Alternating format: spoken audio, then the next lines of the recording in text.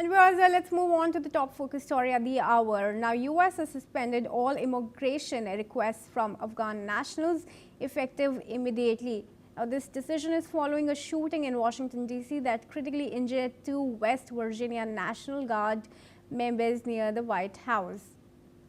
UNCIS announced the halt, saying it will review security and vetting protocols before resuming processing. President Trump has called the incident an act of terror and used it to reiterate anti-immigrant messages.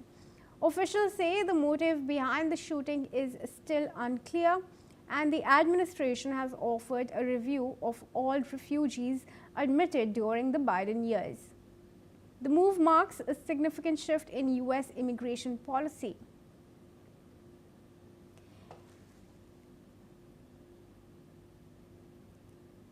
Now, senior officials are holding a press conference on the shooting. Let's take a look.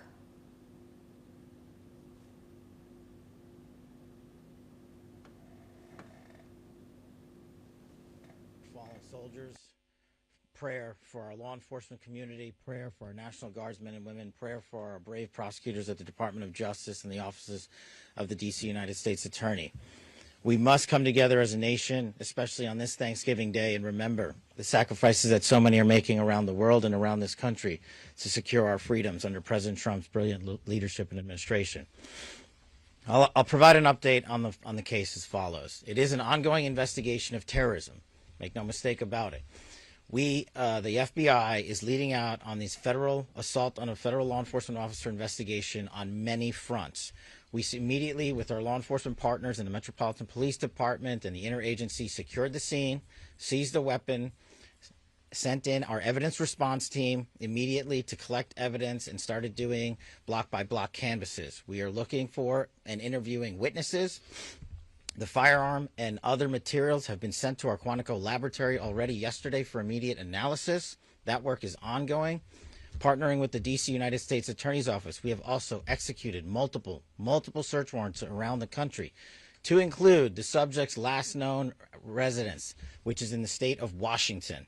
The search warrant was executed on that house last night or early this morning, and it is an ongoing process. All the individuals found in the house have been interviewed, and some interviews remain ongoing. We will not stop until we interview anyone and everyone associated with the subject, the house, and every piece of his life. There's also subject interviews, relations conducted in San Diego, pursuant to our ongoing investigation. So, as the judge noted, this is a coast-to-coast investigation being led right here in Washington, D.C., and this subject definitely did pick the wrong country. And we will rise together as a nation to show the world what we do here. And we are thankful that we have the Attorney General's brave leadership and President Trump's brave leadership and priorities to safeguard our communities. I also spoke to Director of the CIA, John Ratcliffe, last night, and Secretary of War, Pete Hegseth. There is confirmation now that the subject had a relationship in Afghanistan with partner forces. We are fully investigating that aspect of his background as well, to include any known associates that are either overseas or here in the United States of America. That is what a broad-based international terrorism investigation looks like. We will provide continuous details to the American public while at the same time not jeopardizing the ongoing prosecution to ultimately hold this perpetrator accountable in our courts of law. We will provide as much transparency as possible, but as you can see, the breadth and scope of this investigation will continue. We will continue to hit the streets and hit every town and every house and talk to every witness. The men and women of the FBI and the Metropolitan Police Department and the interagency, to include the Department of Homeland Security, DEA, and ATF, are working tirelessly on this Thanksgiving Day. And I know just by talking to the leaders behind me that instead of going on and being with their families, everyone rogered up and showed up to work today. And none of them want to go home. That's the resolve that we have together as a team to bring to you justice for this heinous act of terrorism here in our nation's capital. And as the judge said, we will ensure that our law enforcement partners are out there in full force to make sure the world can enjoy our nation's capital. We will not let this heinous act of violence prevent people from visiting our beautiful nation's capital. And we will also continue to highlight any evidence that we can publicly. And as the judge said, this individual is in this country for one reason and one reason alone, because of the disastrous withdrawal from the Biden administration and the failure to vet anyway, in any way, shape, or form, this individual and countless others. And this administration has taken the rightful step to stop any further allowance of people with this similar background into the country, and we're thankful for that. And as I said, this investigation remains ongoing, and I think I'll turn it over to General Blanchard of the National Guard now. Thank you. Thank you, Director.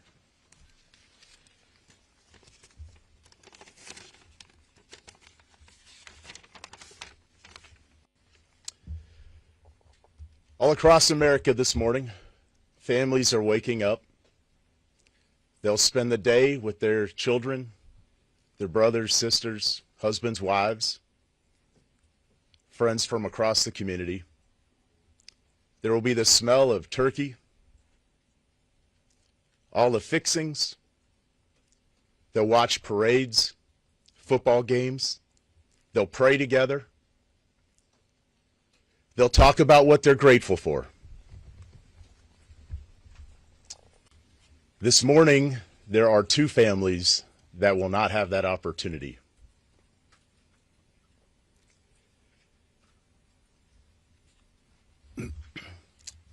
Andy and Sarah's families, they're spending the day reflecting on the past.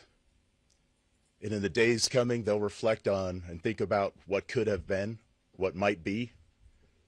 Because regardless of the outcome, we know that their lives, their families' lives are all changed forever. Because one person decided to do this horrific and evil thing.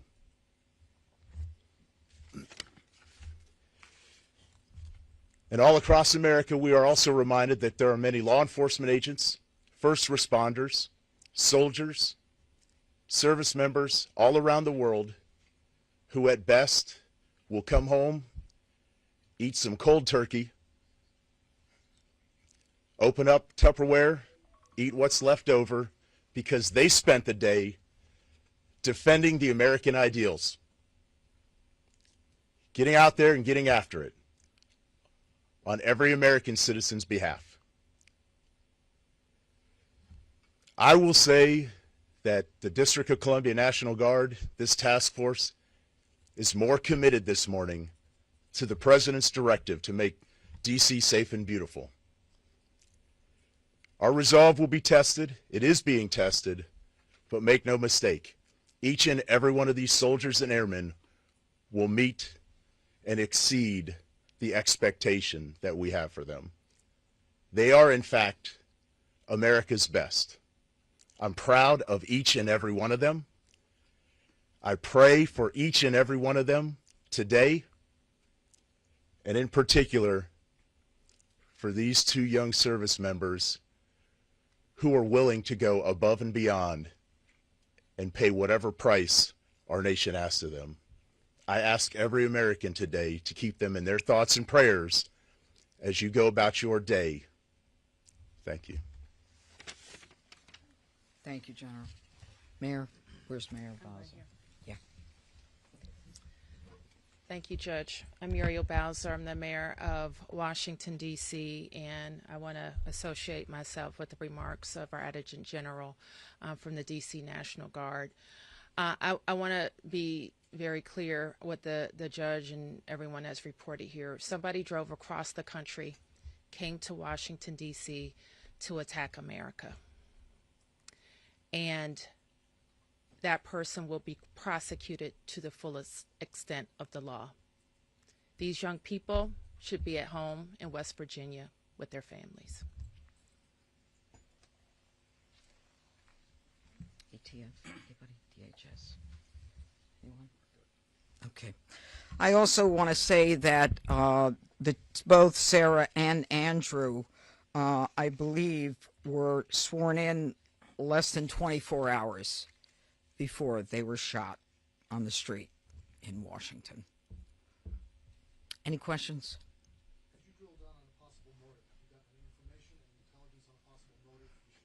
You know, as the directors indicated, this is a fluid investigation. People are working around the clock.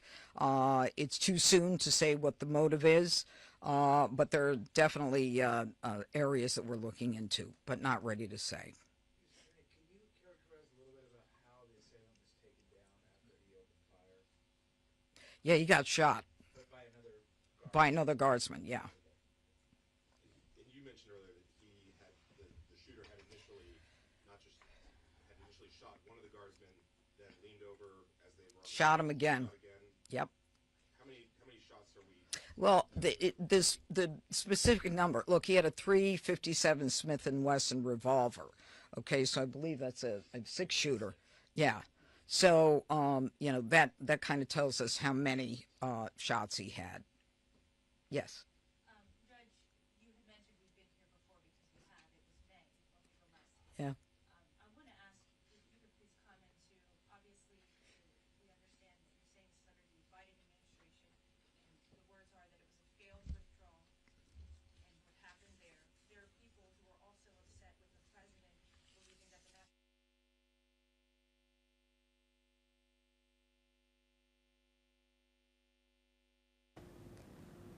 All right, viewers, and Andrew Latham, who's an international relations expert, now joins us live from Minneapolis. Andrew, welcome to NewsX World once again. Now, we just heard the press conference by the U.S. officials on the shooting of the 2 National Guards. Now, National Guard troops had become a fixture in D.C., and now 2 have been shot. And in fact, there are also reports that the suspect was working with the CIA in Afghanistan. Is there any clear motive that is emerging so far behind the shooting? No, not really. And that comment during the Q&A to that effect, that we don't know. Lines of inquiry are being pursued, but we don't know what motivated this. It could have been anything from a mental illness to a political motive. That remains to be seen. The picture will become clearer as we get to know a bit more about his military history, working alongside the American forces, his relations with various people since arriving in the United States. For me, as a political scientist, when I look at this, I see not just the human tragedy, not just the police questions, but the way in which this is politicized immediately. You'll note that President Biden, and by extension all Democrats, are being blamed by the Republicans for letting this guy into the country as the United States withdrew from Afghanistan back in 2021. There are some other political dimensions as well, but as I said, apart from the human tragedy and the police drama, there are these political dimensions to this episode that have caught my eye. And how do you see the reaction of the U.S. government in that it suspended all Afghan immigration for now? Well, I think it's, again, a highly politicized reflex, if I can put it that way. What else are they going to do? What they're going to do, of course, is not just pause the migration of and the naturalization of certain people, but they're going to review the vetting process and the resettlement process. And what they're going to find, though, is that it's really, really thorough and good, despite what was said during that press conference. This is not an open door, as it were, to people who happen to wear a certain uniform in Afghanistan and allowing them in. No, they get vetted by Americans, they get vetted by partner forces. This is one of the most thorough vetting systems one could imagine. And yet, like any human system, it is liable to break down now and then. And when this fellow was let into the country all those years ago, he may have been not politically motivated, mentally healthy, anchored in his immigrant society, and then something might have happened that sent him over the edge. So that would have nothing to do with the vetting process or with migration. Those sorts of things can happen to anybody, whether they were born in the United States or moved to the United States. So it doesn't surprise me that the U.S. government is having this reflexive pause implemented, but I don't think much will change. Again, the politics are interesting because they don't want to alienate. The Republicans don't want to alienate the American veteran community, which sees those Afghan refugees and asylum seekers in a very positive light. Again, the politics are quite interesting. Well, absolutely, and we'll be watching out for all those developments. Thank you for sharing your insight with us, but do stay on. Viewers, let's also tell you that the United States is also intensifying its efforts to combat drug trafficking in the Caribbean. Now, with Defense Secretary Pete Hegseth announcing plans to expand military deployments in the region. Speaking in the Dominican Republic, Hegseth revealed that the U.S. is seeking to extend its presence by partnering with additional countries to tackle drug cartels and traffickers. The Dominican Republic has already authorized the temporary deployment of the U.S. military assets to support anti-drug operations. Hegseth expressed hope that this model would be adopted by other nations willing to collaborate in the fight against drug-related violence and trafficking. Now, the U.S. has ramped up its military presence in the Caribbean in recent months, carrying out strikes against drug traffickers and smuggling vessels, which have resulted in numerous fatalities. Now, the U.S. aims to disrupt the trafficking networks by deploying more troops, aircraft, and resources, signaling a more aggressive approach to counter the growing threat of drug-related terrorism in the region. And I want to bring back Andrew Latham into the discussion here. Andrew, of course, a very stringent measure in place now to deal with the drug traffickers, especially from the Caribbean. But how will the U.S. administration be able to strike a balance between curbing drug trafficking and drug terrorism and reducing the human toll, the deaths in preventing these drug smuggling operations? Well, that's really the heart of the issue in one sense. What's the collateral damage going to be? It's one thing when you arrest or interdict or kill an actual drug trafficker. It's another thing if you're killing innocent people by accident. That's going to have, again, political ramifications in the region. It's going to make the United States appear in an even less favorable light than it does now. And it's not just in the Venezuela situation, it's within the Latin American, Caribbean region more broadly.